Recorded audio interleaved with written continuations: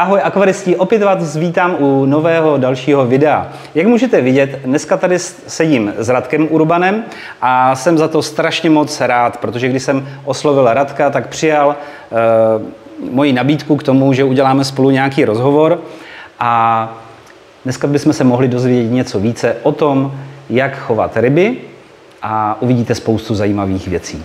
Jdeme na to!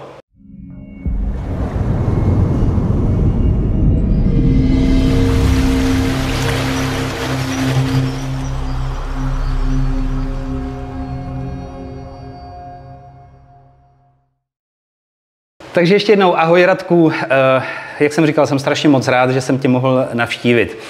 Vidím, že máš překrásnou rybárnu. Já vám tady dám do prostřihu záběry během tady toho povídání a úplně na začátek bych se zeptal, jde o to totiž, že tebe zná spousta lidí, nejenom z toho, že jsou to návštěvníci tvé rybárny, ale zároveň tě znají i z facebookových stránek a navíc máš i akvarijní, nebo máš stránky krásné akvarijní rybičky.cz, takže pokud byste chtěli něco vidět nebo domluvit si prohlídku tady na této rybárně, tak vlastně můžete Radka kontaktovat tam.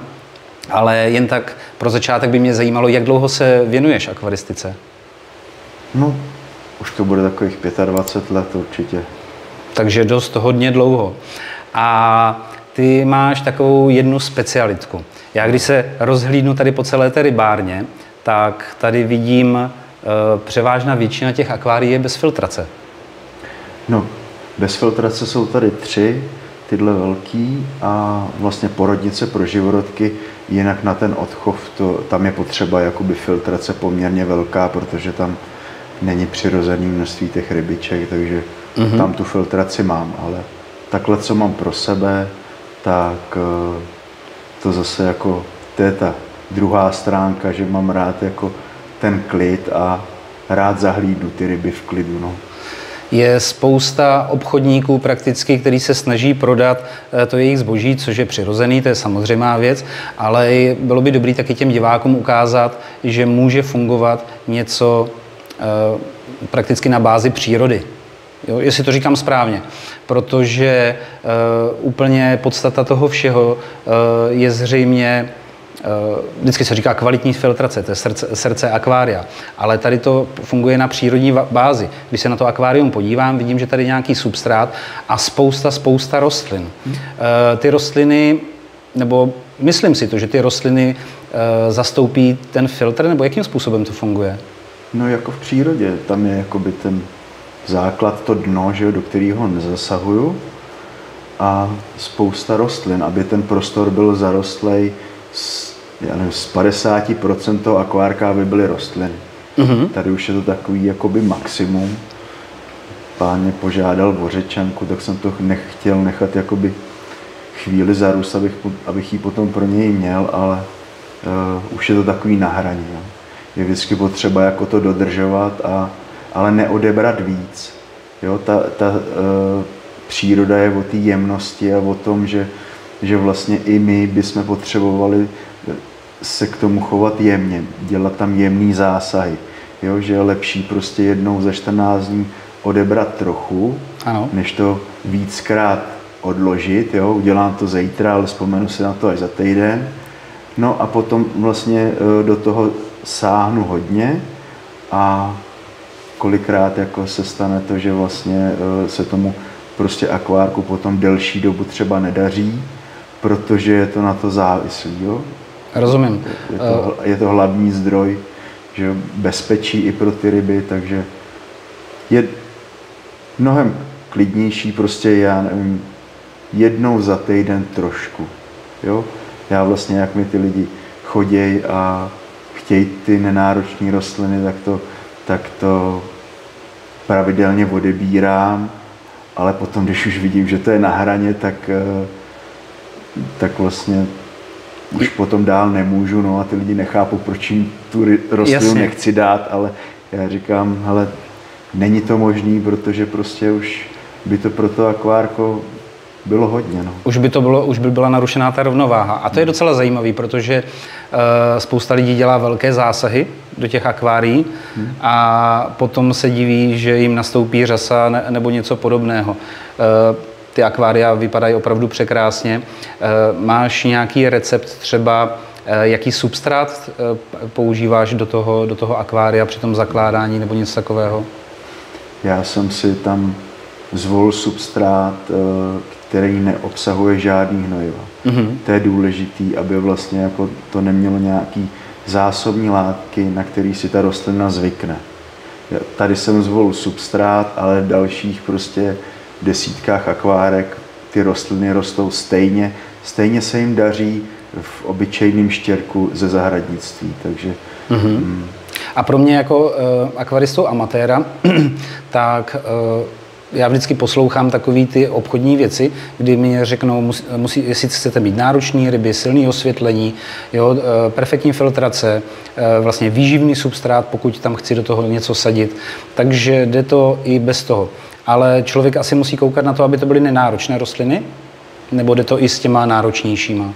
No, to, co jsi řekl, je to vlastně o tom, že ty lidi uvěří té reklamě a potom se do toho tak zamotají, že potom je to pro ně jakoby náročný vytvořit akvárko, který vlastně jim bude dělat radost, že místo toho, aby si v klidu u toho sedli, tak špekulují nad tím, co teďka tam mají nakapat a jestli je tohle a tohle, jo. Já prostě jsem proto, aby vlastně pro mě je užitečný, abych si vybral takový rostliny, které si poradějí sami. Ano. Jo, že tohle je 440 litrů akvárko a mám k tomu prostě světlo za 600 a 2 trubice za 100. Jo, ale prostě stačí to, no. Takže není úplně nutný do toho koníčku sypat takový peníze. No, když se na začátku, je dobrý na začátku se rozhodnout, jestli budu vytvářet to golfové hřiště, ano. Jo, anebo vlastně jakoby ten les. Jo, u toho golfového hřiště prostě tam je to hezký, ale je to prostě extrémně náročný na všechno. Jo, a tam, když prostě se tomu nebudou věnovat měsíc, tak nikdo nepozná, že prostě že to nějaký golfový hřiště bylo. Ano, je to tak. Ale do toho lesa, jestli přijdu teďka, nebo za 100 let a nic pro to nemusím dělat, tak mě je vždycky jako v tom dobře. Jo? Že vlastně nejsme dělaný na ty sterilní světy. Jo?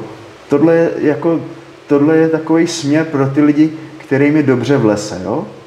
Že přijde do lesa a je mu tam dobře a neřeší to, že zrovna je tam, jo, je tam hovno, tak ho v klidu překročí. Jasně. A neřeší to, jo, ale jo, v těch sterilních akvárkách už to odsávají, jo, a v tomhle se prostě,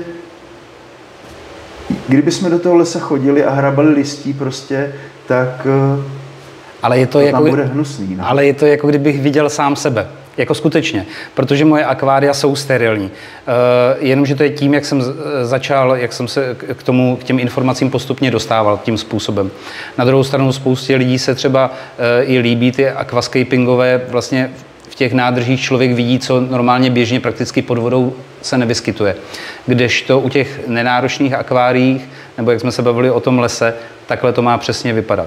Na druhou stranu je úplně super, že u těch nenáročných akvárií je dobré, že člověk se z toho víc raduje, neprobíhají tam tak prudký změny, nemusí do toho zasahovat, ale určitě jsou nějaké pravidla, které by se měly asi dodržovat. Jak je to třeba s hnojením? No, já jsem hnojil do té doby, než jsem si uvědomil, že taky ryba kadí. No. Jo, takže vlastně jako, já říkám, nepodporuju. Přinesem si pár druhů rostlin, na začátku ty, který se mi líbějí, ale zvolil jsem jakoby z těch míň náročných. Zasadil jsem je a nechal jsem to a pozoroval jsem to, co se bude dít. Aby ta rostlina si vybrala jakoby to moje prostředí, který já budu mít pro ní vždycky stejný. A nikdy ho nebudu ovlivňovat. Prostě vždycky dostane to, co prostě mi teče z toho kohoutku A já sám to mám tak, že prostě bych ani víc pro ní nechtěl dělat. Že to mám opravdu pro tu radost.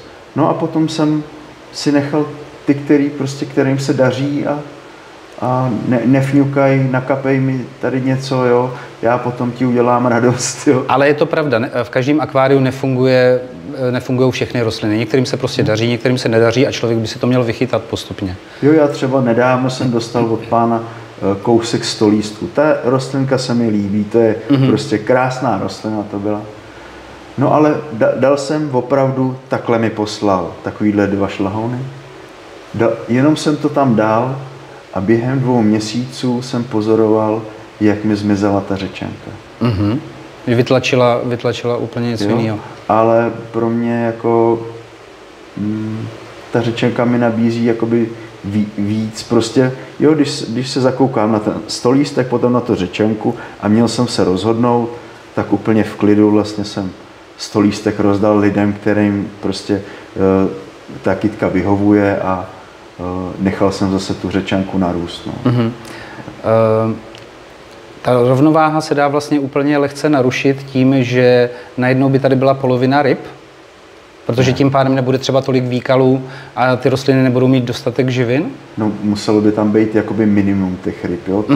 To vlastně spousta zákazníků chodí a říká, no ale mně se teďka tomu nedaří, jo, tak to bylo pěkný, ty kytky a to.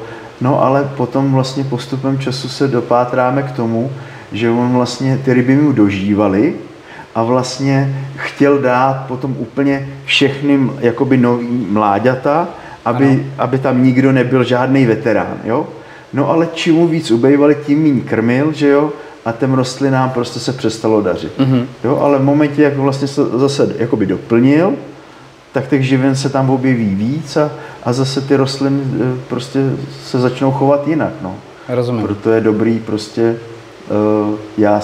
to jsou moje zkušenosti, já byl vždycky jako na takový ty radikální změny, ale jako není to nic dobrýho, prostě ta příroda opravdu je o té jemnosti, takže postupně, když mi ty ryby ubejvají,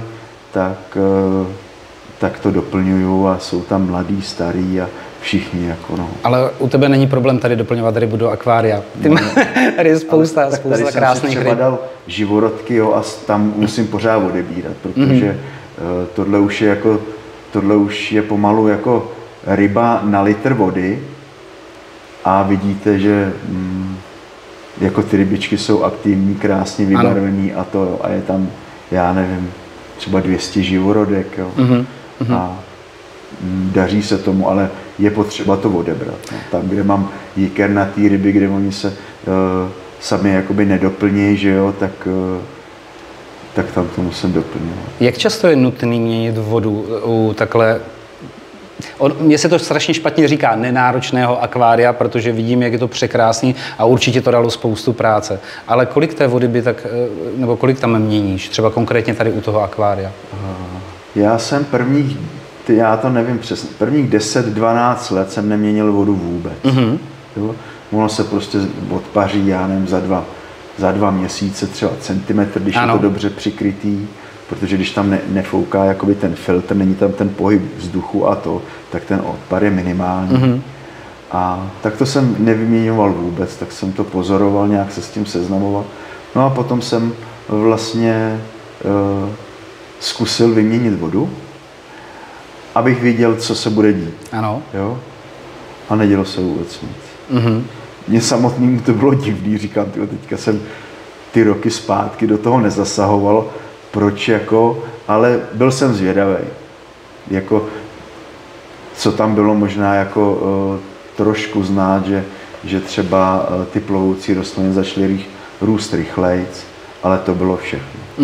Protože já sám vím, že vlastně když chci, aby jsem vytřel jako, nebo ne vytřel, ty ryby se třou v jakýkoliv vodě, s jakým, jo, v pitný, ty se třou prostě každý ráno, ty neonky nebo tetry, ale pro ty jikry tam musí být nějaký podmínky, aby se zdárně vyvíjela, taky musím jako namíchat vodu podobnou, která je v té přírodě. Pro ně. No a to je takovej driák, jako, že fakt jako vím, že když celý život v tom akvárku tu vodu nebudu měnit, tak se nic neděje. Ale je to taky tím, že tady máme tvrdou zásaditou vodu. Jo? Některý prostě lidi říkají, že už prostě, že jim ta voda jakoby rychle kysne, jo, a je to už potom pro ty ryby nebezpečný, tak třeba část té vody měnějí. Ale já tu zkušenost nemám. Jo, já mám zkušenost s tvrdou prostě zásaditou Takže vodou. nepoužíváš osmotickou vodu tady u těch akvárií, byť je tady tvrdá voda. Jo, používám vlastně měkkou vodu jenom když je dávám jakoby vytřít, jo, tak ano. aby měly ty správné podmínky k tomu tření. Jo. Dobře, řešil jsi nějak parametry vody, jako někdy v minulosti, nebo třeba teď, v současné chvíli, že to jasně, pokud člověk potřebuje vytřít rybu, tak to už jako musí asi to člověk si změřit, ale třeba v minulosti, jestli to nějakým způsobem, protože spousta lidí taky vždycky se ptají, jakou tam máte vodu, jaké parametry, jo. Jo, ale to je vlastně... Člověk už se dostane vlastně do nějaké chemie, místo toho, aby se věnoval akvaristice, když to hrotí. Tak. A to byl vlastně důvod, proč já jsem s tím skončil, protože já na to byl vždycky jako specialista na to vytváření těch sterilních světů, těch inkubátorů v podstatě, jako jo, že a hrál jsem si na to, jaký je to perfektní a potom jsem chodil a válel jsem se někde jakoby v lese v bordelu a říkal jsem si, jak je to super, jo, a nachytal jsem se, že tam sedím takhle na těch rybách a volám té kamarádce, změřila si tohle, nakapala si tam tohle, co se tam jako děje. Jako, jo. A vlastně jsem zjistil, nebo já jsem to tak měl, že jsem se stal tím otrokem, že jsem si vytvořil jenom to otroctví a že jsem si tam vůbec nic jako neužíval na to. Že to sloužilo jenom k tomu, abych si o tom povídal s druhejma, a aby jsme pořád něco řešili, nějaký katastrofy. Jo, protože ta příroda, ona o tohle nemá vůbec zájem. Ona vlastně, tam to musí být, když to chce někdo vlastně třeba, jak se to líbí tobě, ano. Tak ty hodnoty musí být pořád přesný. Ale jak něco vynecháš, tak ta příroda vlastně si to bere zpátky. Jo, snaží se udělat si s tím vlastní pořádek. No, ona to vlastně pořád jakoby si tlačí, nebo prostě chce se vrátit do těch podmínek, jako když přirovnám ten les. Ano. Jo, že tam je taky to křoví a listí a všechno a tam jim je dobře, jako jo. Takže, no a potom se mi stalo to, že jsem vlastně potkal lidi, kteří opravdu z větší části nechávají jakoby přírodu žít, jo? Že když už jsme takový, jak chceme je zavírat jakoby do toho akvárka, chceme vnímat nějaký to jejich chování, tak to mám tak, že je potřeba nejdřív jim, pokud možno nabídnout jakoby co nejklidnější prostředí, abych až potom já můžu zahlídnout tu spokojenou rybu. Ale jak to bude, jak je tam ta člověčina, že vlastně já vím, jak oni to potřebujou, jako jo, že čím čistší to bude, tak to bude něco jako super.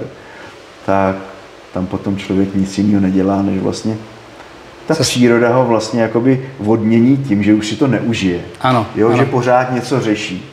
Jo? Jo, že vlastně má odjet na dovolenou a potom řeší, kdo to bude kontrolovat. Tady u toho vám zbyde prostě to jenom... Nedej bože, dojde COčko, nebo někdo používá automaticky hnojiva, tak jim to tam valí, jenomže protože má světlo přes Wi-Fi, který zrovna neseplo a on není týden doma, takže tam je spousta hnojiva a není světlo. A to je přesně ten stres a ty nervy. No. Je to pravda, já mám doma akvárium, do kterého si dávám přebytky anubiasu. Je jich tam spousta, takže jsem to tam dal a plave mi v tom akváriu 1 beta. Není tam vůbec žádná filtrace. Na těch listech anubiasu se mi vůbec nedělá žádná řasa. Je pravda, že jich je tam jakoby spousta. Nehnojím to akvárium nijak, akorát tam vždycky vyměním část té vody taky trošku. A jsou tam šneci, kteří potom ty zbytky tam taky jakoby konzumují v tom akváriu a funguje to prakticky bez filtru. a kdybych nad tím neměl lampičku, tak ono by to asi fungovalo i bez toho světla pravděpodobně. Ale ještě jsem se chtěl zeptat, je hodně důležité to osvětlení v tom akváriu, protože aj možná by mi lidi potom napíšou do komentářů třeba, no, že jsem se nezeptal, jak často třeba se svítí v takovým nenáročném akváriu. Je to nějaký důležitý parametr, to světlo?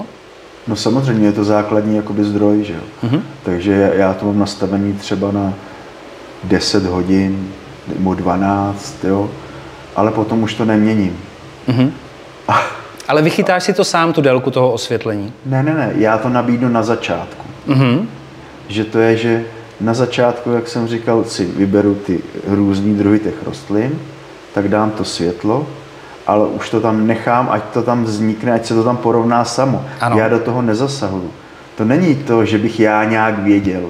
Já vím, že jediný možný jakoby zdroj toho, jak nějak spokojeně žít, je tady ta příroda. Oni jsou tam všichni zdraví. Jak tam začne někdo pajdat, prostě tak ho přes noc sežerou a je zase klid. Nevěnují se slabým kusům. Ano. A proto je dobrý vlastně a mají to prostě vyladěný. Oni jenom opakujou, oni nechtějí být lepší. Takže na začátku to dám a dám to světlo, který já nabízím. A už je to na nich. A zůstanou ty, kteří přijmou to, co jsem nabídnul já, moje prostředí. Ale jak bych řekl, no tak já koupím tohle, no tak vlastně, když je člověk takhle nastavený, tak to je prostě takový nekonečný závod, který se prostě v tom kolečku. Jo, že jezdí sem pán, co má takový ty super akvárka. Jo. Ano. A on říká, tyjo, ale teďka přišli s novým filtrem a já na něj nemám peníze a já ho potřebuju. Jako jo. Že to vlastně, je to spíš pro ty lidi, co si opravdu, jako jsem to měl já dřív, že mají spíš radost z toho, že si můžou něco koupit a povídat si o tom. Ale tohle je opravdu jako pro mě. A jak jsme se bavili ještě o té dovolené a to, tak opravdu u tohohle stačí jenom zbalit ten kufr a odjet a neřešit to, že to prostě týden nedostane, protože je tam dost jakoby jemných rostlin, že oni si naškubou. Ano. Není tam nikdo teritoriální, kde když by vlastně nebyl nasycený, že začne prostě napadat druhý. A hlavně to, že ta ryba vlastně v té přírodě má nějaký období hojnosti a potom to přirozeně klesá. A ten organismus je na tohle takhle dělaný. Ale my je pořád držíme vlastně na tom vrcholu, že dostávají každý den. A je dobrý prostě, když se párkrát za rok jakoby objeví to, že týden 14 dnů nedostanou. Jo? Mně se jezdí spousta lidí, kde po prázdninách se to objeví, že říká, no já tomu dávám tohle 3krát denně, oni se mi nemnožej a potom odjedu na dovolenou a přijedu a akvárko plný mladý. A to je přesně ono. Oni si vlastně jakoby odpočinuli od těch jeho požadavků, že on věděl, jak to přesně jako má být a jak to ta rybička potřebuje. Ale neuvědomuje se to, že v té přírodě oni občas něco najdou. Je to skvělý pohled. Jo, že vlastně je to tam takový, že prostě já když přijdu do Bily, tak nevím, co dřív. Ale ty rybičky občas, jo, není tam ta nenažranost lidská. Jako, jo, že... A oni lidi se snaží všechno držet jakoby na vrcholu. Ta akvaristika má být právě ten relax, ten koníček, ta spíš zábava, ale v tom mírnějším slova smyslu. Není to olympiáda, aby to člověk hrotil do těch maximálních výkonů. Že? Rychle rostoucí rostlina, je jasný, že pod tím COčkem a silným světlem a hodně hnojiva, že jakoby roste jako skutečně jak závodník, ale není to vyloženě nutný, aby to tak bylo. No. Oni, ty lidi to takhle chtějí, ale potom říkají, no v sobotu budu muset stříhat. Já říkám, proč se teda hnojíš, když tě to nebaví. Kdyby řekl, už aby byla sobota, abych se v tom mohl hrabat, tak by si to užil. Ale on je už od středy je zoufalej, že prostě by bylo dobrý, kdyby teda jakoby pršelo v sobotu, aby si byl jistý, že se na výlet nepojede a on teda bude muset stříhat. Jako. Čtu často na těch facebookových skupinách, že tam často se řeší řasa. Jo? Že právě to je to. A odpovědí jsou typu špatná filtrace, nebo je to celkově nějak špatně založený, on už to tam vidí na první dobrou z těch obrázků. A často tam řeší třeba vlastně zelenou a černou řasu. To jsou dvě řasy, které se pořád nějakým způsobem... I v těchto akváriích se dělá určitě řasa, ale asi to nenastupuje takovým tempem, jako právě u těch zrychlených akvárií, kde je to COčko a tak dál. Je to takový, že já ty řasy tam já sám to mám. Každý akvárium má řasu. Že řasy tam patří. Že to je přirozený. Je to rostlina. Že opravdu jakoby spousta mých kamarádů ani netuší prostě, že holkám rostou prostě chlupy na nohách. Jako, jo? Ale prostě to tam patří. Ano. Jo? A já, když tam vlastně na začátku, tak tam vkládám spoustu řas. Já se tam dávám ty řasokoule, které se po čase rozpadnou, začnou se dělat takovýhle jemný chomáčky. A vypadá to krásně. No a přisuzuju to tomu, že vlastně ta řasa spotřebuje ty živiny, co má ráda řasa, a potom se nedělají tolik řasy na rostlinách, na sklech a to. A podobně. Ale je to zase ten zákaz. To vlastně odrazuje všechny ty začínající akvaristy, protože já třeba, když bych si dneska otevřel internet, tak bych si akvárko nikdy nepořídil. Jo? Protože tam je všechno musíš a nesmíš. A teď lidi někteří to uchopí takovým způsobem, že skutečně o té akvaristice nevědí nic, nasypou do toho spoustu peněz a tak právě pak můžou vznikat, že má třeba akvárium doma za 60 000 se vším všudy a to se asi ještě bavíme možná i o nízké částce a teďkom do toho se mu nedaří ani, aby to fungovalo, protože se snaží furt vypěstovat ty parametry. Ale co tím chci říct, je to, že jak vždycky se říká, že když postavím vedle sebe dvě identické akvária a obě dvě budou s COčkem, se silným světlem a tak dál, tak nikdy to nebude fungovat stejně, že vždycky někde je něco trošku jiné. Jo. Ale jak říkám, člověk by se z toho neměl s prominutím posrat a nechat to taky na té přírodě, nejenom abych já ovládal celý ten systém asi. Vždycky to nabídne ten svět, jaký máme my. Někdo přijde a řekne, no já to chci mít jako vy, no a já říkám, no tak ale to nebudeš prostě. Ty si to musíš vytvořit sám. Já ti můžu říct, jakoby ukázat třeba ten směr, ale ty už si musíš ty zkušenosti pozbírat sám. Jo. Takže... Co se týká těch rybiček, máš převážně živorodky, nebo spíše více těch živorodek, anebo těch jikrnaček, protože tady vidím i dánia, tak to jsou prakticky jikrnačky. Já jsem se v minulosti pokoušel doma, jak jinak. Poprvé jednou jsem rozmnožil dánia, ale ten výsledek nebyl úplně dobrý, protože jsem nebyl schopný je pořádně rozkrmit, ale dělal jsem to taky poprvé, nevěděl jsem o tom jakoby spoustu věcí. Kterým rybám dáváš více přednost? Těm živorodkám nebo těm jikrnačkám?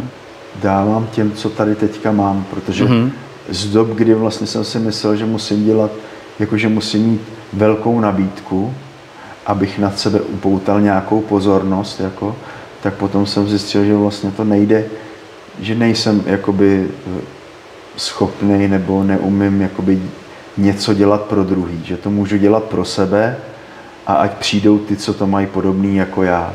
Takže z těch, já nevím, hodně druhů jsem začal pomalu ubírat a začal jsem si vytvářet jakoby takový klidný prostředí, protože čím víc druhů, ale to bylo zase z těch dob, jo, že jsem chodil od akvárku a tady mám tohle a tady mám tohle a tady mám tohle, jo, ty to nemáš, jo.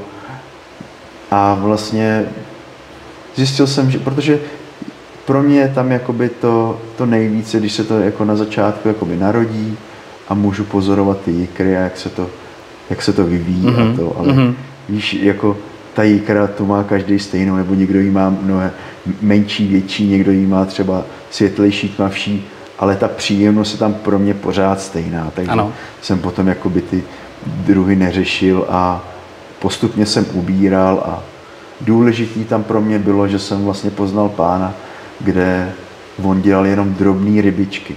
A já v tu dobu, kdy jsme se setkali, jsem dělal samý velký ryby. Skaláry, čichavce, prostě ramirézy. Samý teritoriální ryby, jako jo. A já vždycky k němu přišel, sednul jsem si a úplně v klid. A potom jsem přišel do toho svýho prostoru a bylo to pryč. A tam jsem si uvědomil vlastně, že opravdu jsme mnohem citlivější, než si třeba dovedeme představit a že vnímáme to, na co koukáme. A já, když byl obklopený velkýma rybama, tak vlastně oni se pořád dohadujou. Pořád tady je to moje prostě. Ano. Pořád se prostě jako dohadujou. Jo? A v momentě, když já jsem jako si tohle uvědomil,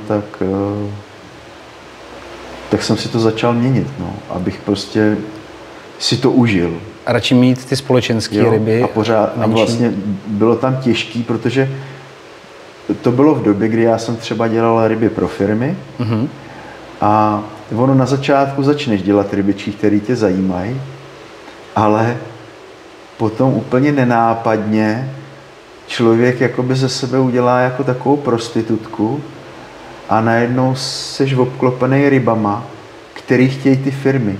Nebo to, co není vlastně jakoby na trhu. A začíná se ztrácet ta radost z toho potom. A není tam ten, jo, i když prostě ta jikra je stejná a to všechno, ty ryby jsou krásný, ale nevycházelo to jako ze mě. Rozumím. Jo, nebylo tam to, tyjo, to je moje. Aha, jako, to nadšení.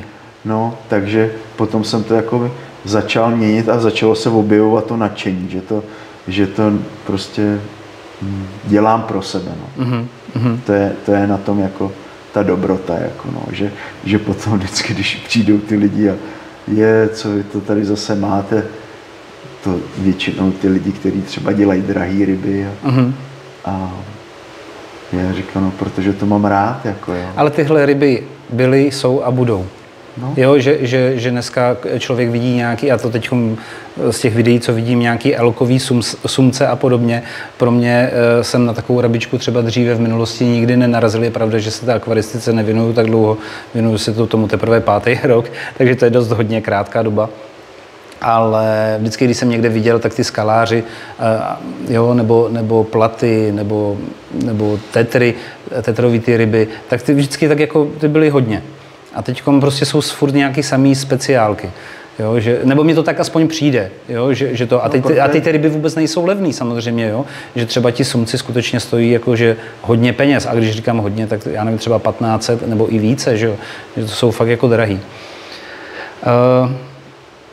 Ale pořád je tady tolik druhů, jako že když si člověk chce udělat jakoby něco nenáročného, už je tolik generací tady, že vlastně tyhle druhy je úplně jedno. Tam je důležitý, aby vlastně ta voda byla pitná a dál vlastně jako té rybce to stačí.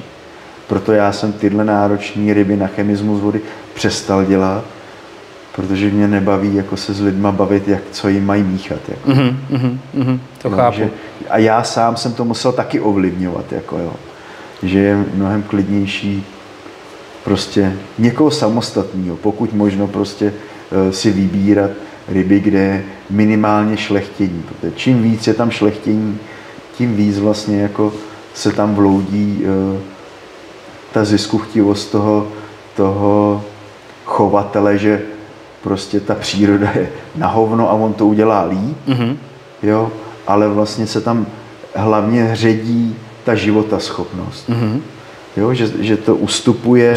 No a potom je ten organismus je to náchylný. Jakým způsobem se právě tomu jakoby dokážeš vyhnout, že prostě bereš nějakou jinou generaci těch rybiček třeba z jiného akvária, aby tam nebyly jakoby furt stejný rodiče, jestli tomu dobře rozumím, nebo něco takového? Já jsem tohle jakoby nikdy nepochopil, protože mně přijde, že v té přírodě taky si nemůžou říct, ale jako tam jsou pořád ty samý hejna, jo? Nebo mi to někdo nikdy nevysvětlil, že to.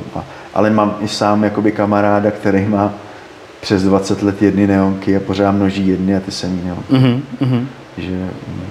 že mě se samotnému měl jsem jako období, kdy třeba jednou za rok se mi objevilo, že třeba jsem měl pár rybiček se zkráceným žaberním víčkem. A to už pro spoustu lidí je, že ty ryby mají jakoby nějak nakombinovat s jiným chovatelem a to.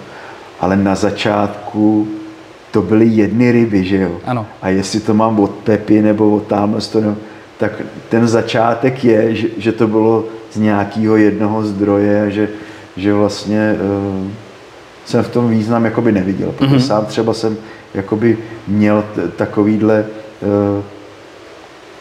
myšlenky, že to mám jako obměnit a takže v nějakou tu dobu jsem to zkoušel a nemělo to jakoby význam. Když teď trošku odbočím, tak člověk vždycky, když má ty akvarijní rybičky, tak se jim snaží dopřát nějaké dobré, kvalitní krmivo. Říkám kvalitní, protože dneska člověk ani nepozná, co je kvalitní. Je spousta značek. Do toho skáču. Ano. Lidi mají kvalitní, že to je drahý. Taky, ano, taky to tak je. No. Že jim to chtějí jako dopřát. No, ale oni jsou prostě v podstatě jsou schopní vyžít z hovna druhýho. Jako. Bavili jsme se o tom, že když budou mít hlad, dokážou oživovat špičky rostlin nebo něco podobného, no. Ale není to zas až a tak úplně. Bavil jsem se dokonce s jedním fanouškem a ten mi psal, že si vyrábí vlastní krmivo. Nevím, jak to funguje absolutně. A to prostě, když už člověk si dělá něco vlastního, tak si vždycky říkám, jak dokáže jakoby udělat ty výživové hodnoty pro tu rybku, jakoby, aby to obsahovalo všechno, co má. Je to nějak nutný, nebo je to důležité vůbec tohle řešit? Já ty zkušenosti mám, že prostě to nutný není. Že sám jsem si s tím hrál, ale je to dobrý, jako když že si tu aktivitu užijete. Jo, sám si kolikrát pořídím nějaký červíky a mojnu a to. Pro mě je tam zajímavý to, že ono to potřebuje úplně trošku a množí se to samo. Ale vím, že třeba já chovným to dopřávám, protože mám takový pocit, jako že jim navodím nějaký období hojnosti, ty ryby se víc třeba zaplňují ikrama a třeba ty výtěry jsou jako čistší, ale tady v Neratovicích plaveckém bazénu jsem měl roky takovýhle akvárko a tam ty ryby nic jiného nedostaly než granule. Prostě obyčejný granule. Nic náročného, nic prostě speciálního. A byly krásně vybarvený, vypasený jako ty ryby, který třeba tady, protože třeba ty lidi, když chodí, tak já, abych vlastně jim ukázal, co je pro ně užitečný, tak aby viděli prostě tu velikost sousta, tak jim takhle ukážu, jak je dobrý, když třeba mají ty vločky, tak aby je drobili takhle najemno. Jo? Ale přiznám se, že jsem rád teď, že jsem to viděl, protože pro mě krmení ryb je taková zábava. Už mám takový ten rituál, kdy pravidelně přicházím ve stejný čas, udělám si kávu a přitom krmím ryby. A vždycky se snažím, taky to udělám jakoby nadrobno a snažím se, oni konzumují tu potravu takým způsobem, že téměř nespadne nic dolů. A já jsem si vždycky říkal, že když to takhle budu dělat, takže to nebude příčina nějakých černých řasy a podobně. Je pravda, že teď už to tak jako nějak neřeším, protože jsou tam krevetky, které si vyzobou to, co jim spadne dolů a podobně. Ale nesnažím se nějak překrmovat ryby. Myslíš si třeba, když se baví se spoustou lidí, že třeba mají tu tendenci překrmovat ryby? Protože tím asi člověk ublíží těm rybám víc, paradoxně, když je překrmuje, než když jim odjede na tu dovolenou a týden nedostanou. Je to tak, že vlastně pro ně tohle, to je prostě pro ty lidi lákavý. Ale to je úplně fantastický, jak oni přilítnou. Ale oni to mají, že to mají spojení s tím jídlem. S tím krmením. Ale oni v té přírodě, když se dostanou k té potravě, tak musí do plnýho, protože oni nevědí, kdy, tam... Oni neví, kde to přijde. A ty lidi tohle mají rádi, takže jim dopřávají. Já sám to mám, když jsem tohle období měl, tak jsem ryby krmil třeba 3krát denně. A myslel jsem si, jak se u mě mají dobře. A potom jsem měl ryby bledý, A nevěděl jsem se s tím rady, tak jsem to měl tady v Praze jako na rozborech a to. tak to tam studovali a oni říkají, no, vy sice jako prodáváte dorostence, ale s orgánama důchodce, jo.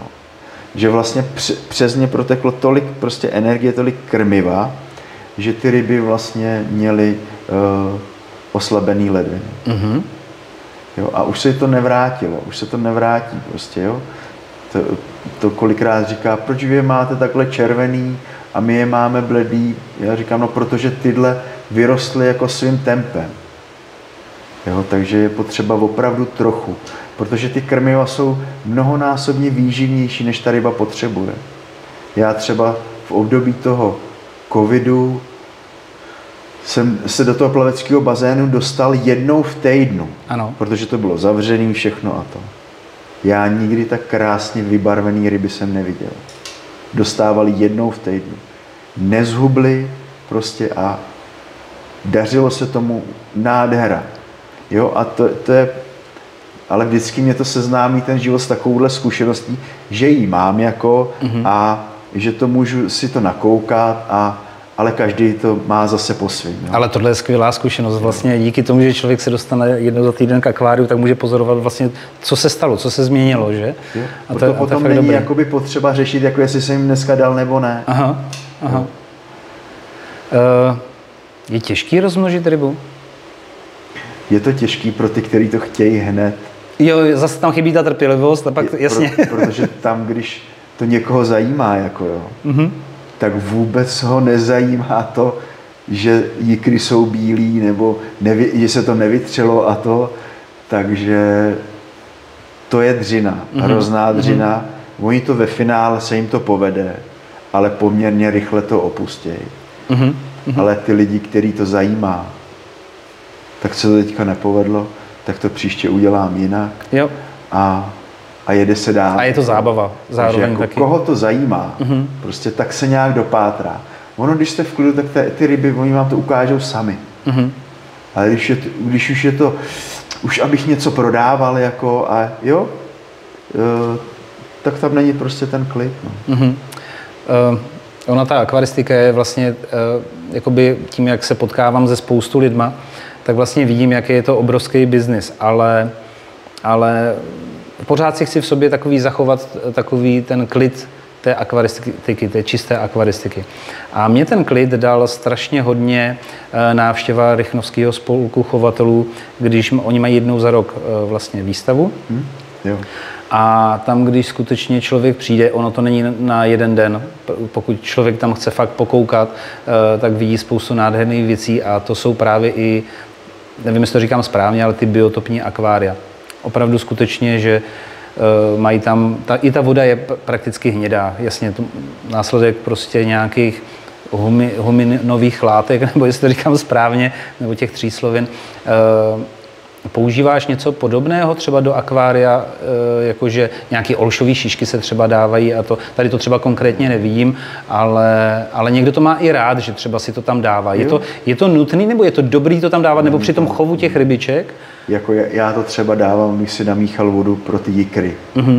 Ale takhle, ty lidi, když si vytváří ten svůj svět, jako no, tak je to tam jako mně je to příjemný, když tam někdo si dá to listí, šišky, prostě dřevo a to. Je to hezký, já to nechávám prostě, ať vím, že u takových akváriek vás mine to, že byste měl vybírat nějakou dekoraci a kořeny a to. Tam stačí prostě udělat dno, zasadit to a ono to stejně jakoby zaroste. No. Ano. Jo, že opravdu potřebujete akvárko, dno, pár rostlinek a světlo a žádný kořeny a kameny. Jako, když je tam člověk nechce mít, aby tam byly výrazný, protože potom, když si koupí prostě tu hromadu drahých kamenů, tak už chce, aby to bylo vidět, že? Ano, to je pravda. Jo, a nechce, aby mu to zarostlo těma řasama a tam už zase do toho vstupuje a potlačuje to, že, jak jsem říkal, no, že ty nohy musí být pořád hladký. Prostě. Když jsme ještě u těch akvarijních rybiček, tak je to spojený, že i rybičky jsou někdy nemocný. Ne, že bych měl já někdy v akváriu nemocnou rybu, ale taky možná proč ty se stane, že ta ryba onemocní v tom akváriu? Proč si myslíš? Že se to stane. Já tomu teda taky nerozumím. Je to třeba tím, že třeba pokud akvárium je zdravé, tak je zdravá ryba, nebo? Ne. To je život prostě. To prostě se narodí a zase se umírá, někdo umře dřív a někdo díl. Jo, je to... Ale může to vzniknout z podmínek, třeba, že má někdo fakt špatný, jakoby nějaké podmínky v tom akváriu? Jestli prostě jsem dal pitnou vodu, dal jsem, je to dost zarostlý těma rostlinama a občas si jim dám najíst a pravidelně svítím, tak víc pro to nemůžu udělat. A dál je to na nich. A pro mě je jakoby jednodušší dát pozornost prostě těm životaschopným jedincům, než se soustředit tady někde, jo, na jednoho slabýho. A na to jsou ty lidi přeborníci, že vlastně je to moje něco, no. A kvůli jedné rybě se vlastně řeší potom, všechny ostatní ryby můžou trpět. Já vím, ale je to takový, že oni si neuvědomují, že já než dneska dojdu na oběd, tak potkám prostě někoho brejlatýho, někoho plešatýho, jo, že jsme tím obklopený, jako to není nic, jakoby nestandardního. No, rozumím. To tak je. A objevuje se to všude. A když vlastně potom to chtějí lidi potlačovat, že jo, tak mnohem víc ublížejí těm, jakoby, i těm spokojeným. Jo? Objevuje se to, no. Tak je dobrý mu to nechat. Je slabý, tak to takhle je. Máš spoustu rostlin v těch akváriích. V některých akváriích máš převážně kryptokoriny, co jsem si všiml, a jsou tam pouze jen tak v květináči. A do toho květináče zase dáváš jakoby jenom, tak jak to vidíme tady, ten substrát bez těch živin? Nebo je nutný třeba už v tom květináči tam třeba něco dát? Protože vlastně, nebo štěrk, takový 5 mm, ano. Protože to jsou jako akvárka na odchov, kde když vyměňuju vodu, tak ji vyměňuju většinu, že to spustím, nechám tam třeba jenom, aby mi jakoby neoschly ty rostliny, aby to lehlo na hladinu. A potom to plným proudem vlastně jakoby dopouštím. Jo. Já to potřebuji plným proudem dopouštět, protože kdybych jim to tam dával pomalu, tak to tady prostě budu dělat týden. No a já bych vlastně tím plným proudem jakoby to vyfoukal. Ale byla to pro mě, na začátku jsem to zvažoval, ale je pro mě jako super jako zase to poznání, že když se rozlídneš, tak možná jako, že v tom štěrku se jim daří mnohem víc, jak jsem substrát. Ale já jsem si všiml, když už jsem přišel a koukal jsem na ně, tak jsou úplně překrásný. Takže jsou tam spíš z toho praktického důvodu, že jdou kdykoliv vytáhnout ty rostliny. A druhá věc je, že oni jsou i nenároční, ty kryptokoriny, a evidentně se jim hodně daří. No, ale je to rostlina, která vlastně si to moje prostředí vybrala. Tak. Já jsem si přinesl spoustu rostlin na začátku, i do těch akvárek prostě na ten odchov. A ona reagovala, že byla, jo, nám dělá radost, když je někdo nadšenej. Ano, ano. Tak proč bych si tam jakoby jí nenechal, Úplně souhlasím. Takže. A to je to, jak jsme se bavili, že ne všechny rostliny můžou každému jít doma v tom jejich vlastních akváriu. Nebo jedna rostlina vytlačí druhou, to se taky může stát v těch akváriích. Ale opravdu každý zvíře a rostlina reaguje jinak. Jo, já spousta, jakoby pro lidi, já těch rostlin rozdám opravdu, když řeknu, já nevím, za rok tisíce, a někomu se to daří, někomu ne. A můžou být tady z Neratovic, kde vlastně mají stejný zdroj, stejnou vodu jako já, a prostě to tam nepřežije. Tak je to jenom, zkusej to 2x, 3x, 5x, já jim to říkám dokola, jestli teda by vlastně jako nebylo dobrý už zvolit někoho jiného, když tahle jasně dává najevo, u tebe je to hnusný, jo? No, tak ale postupně zjistí, že tam dali, já nevím. No, je to tady překrásný. Nevím, jestli jsem... zajímavý, na ten rozhovor jsem to tady vypnul, jo, a i vlastně, když se podíváš po těch akvárkách, jak je krásně vidět, že ty ryby jsou úplně v klidu. A je jich tam stovky a i při té velké koncentraci se nic neděje. To je pravda. Jsou v klidu. To jsem se taky chtěl zeptat, jestli se stalo někdy něco fatálního, což asi si myslím, že ne, že třeba vypli proud. Jo. Nevím, u nás na vesnici třeba, když vypnou proud, já teda nebydlím na vesnici, ono to je 5000 obyvatel. Takže skoro vesnice. Ale může se stát, že vypnou prostě proud, něco, cokoliv se stane. Tady u těch akvárií se neděje asi nic fatálního, nebo nestalo by se nic. Ne. To prostě... Je to zase, já vždycky jsem rád, že se mi něco objeví. A je to tak silný, že vlastně tomu uvěřím a to. Mně se stalo to, že mi odešel kompresor. Ano. Já jsem náhradní neměl a bylo to tady den bez vzduchu. A prostě takhle plný těch rybiček. A ta ryba opravdu normálně se rozjeli po celém tom akvárku. Nebyly, že by byly u hladiny. To akvárko bylo celý zaplněné těma rybama. Ty ryby se ani nehly a čekali.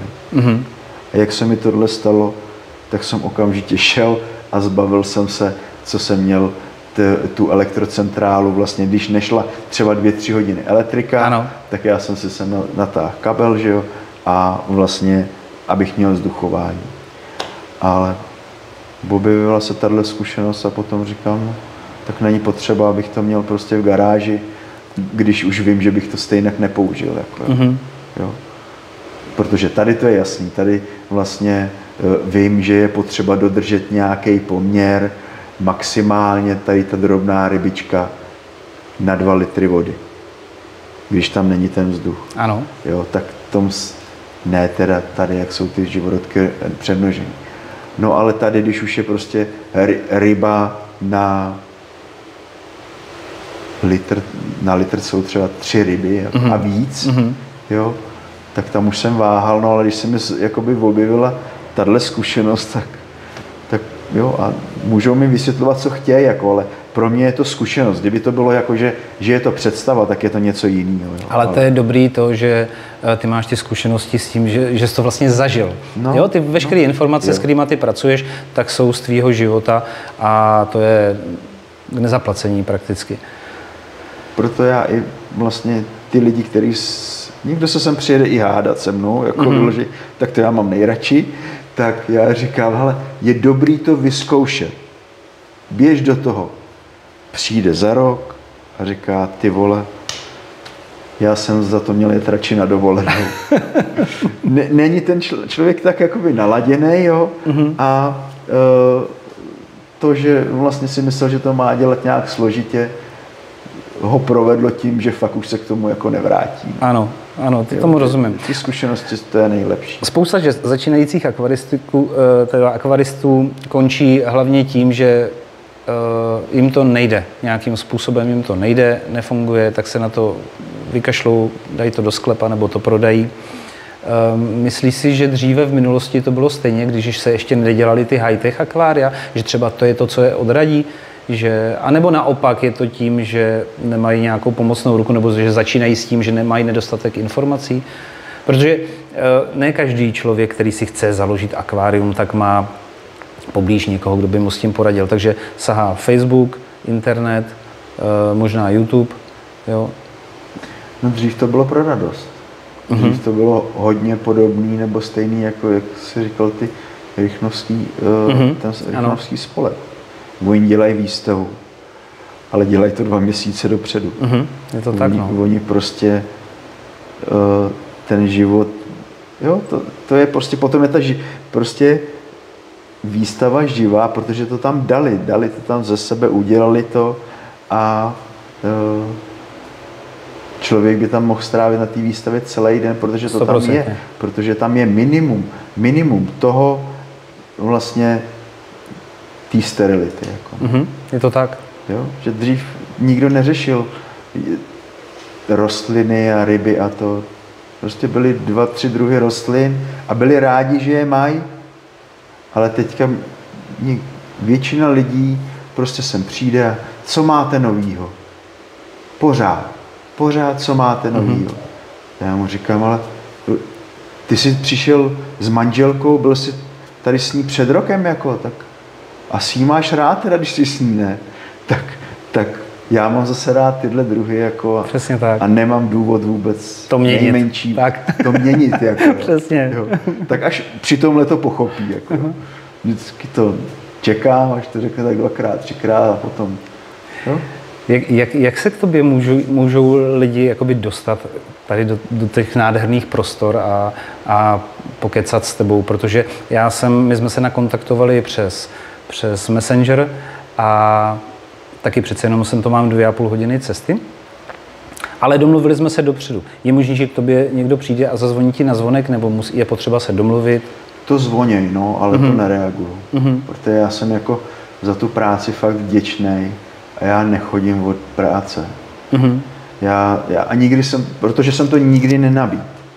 Já jsem vždycky nabídl, že je potřeba, aby jsme se domluvili na tom čase, aby byl klid, aby bylo spoustu času na to, že vlastně se ty lidi můžou ptát. Jo. A potom zase mám dny, kdy si rád pracuju a to na mě můžou zvonit jak chtějí, líst mi do okýnek. Ale je to tvůj čas. Ale je to můj čas, takže já nabízím to, že když se mi ty lidi ozvou, tak vždycky posílám termíny třeba na měsíc dopředu. Ano. Jo, a tam jsou to 3 dny v týdnu, většinou jeden týden to nabízím středa, čtvrtek, pátek a druhý týden středa, sobota, neděle pro lidi třeba, kteří prostě rádi přijedou s dětma a přes ten týden to není možný. No a potřebuju vlastně se domluvit na tu konkrétní hodinu. Takže ideálně, když budou sledovat tvoje webové stránky? Já to tam nemám, protože ty lidi jsou tak jakoby nezodpovědní, že i když třeba se jako domluvějí, tak potom nikdo třeba nepřijde, ani nereaguje, už se mu nedovolám a to. Takže když bych to měl na stránkách nějaký kalendář, kde by si to mohli zarezervovat, tak já potřebuji, aby byli schopní aspoň mi zavolat. To je super. Aby byli aktivní.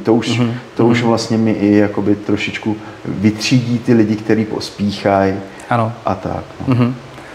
Takže pokud byste chtěli vidět tady tu překrásnou, nádhernou rybárnu, tak určitě kontaktujte Radka. Radek se s váma domluví. Můžete se ho vyptat na věci, které já jsem se nezeptal, protože to bychom tady mohli sedět asi i 4 hodiny.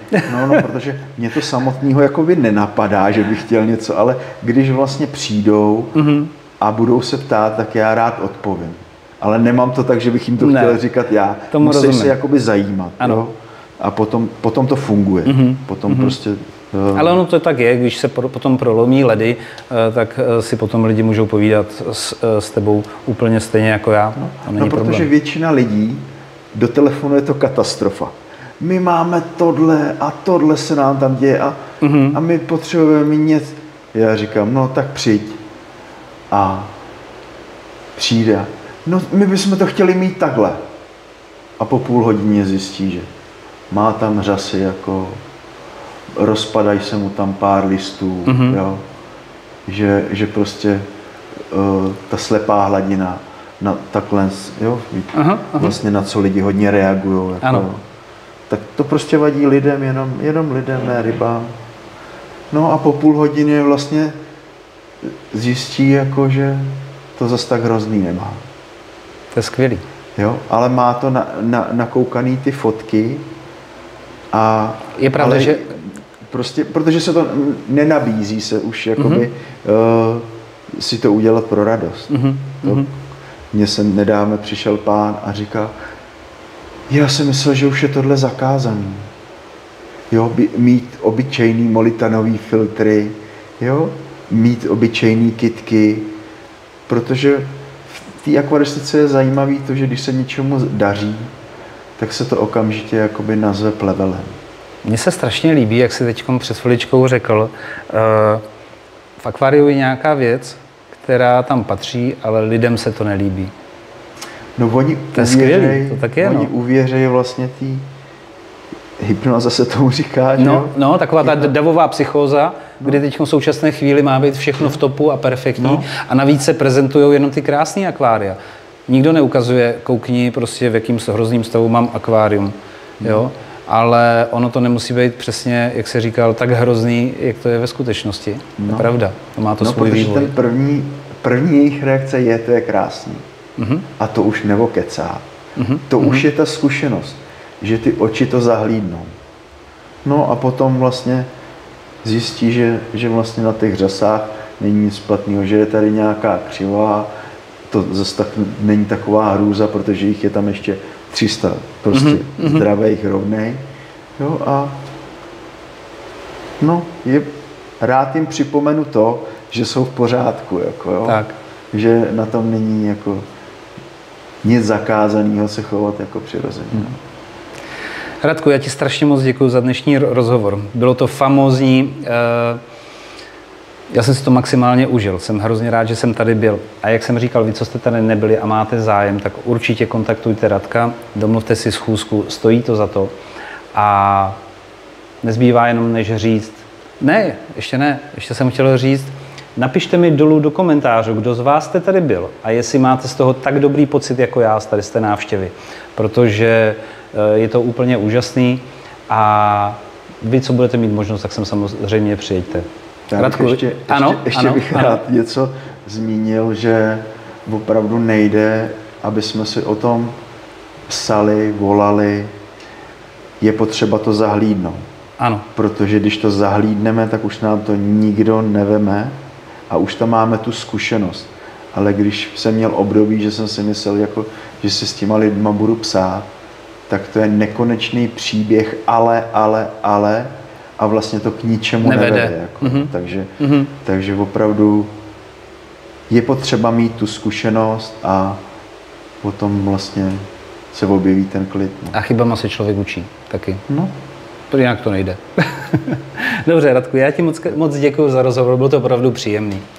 Sledujte další videa, protože to bude hodně zajímavý. Mějte se krásně a akvaristice zdar.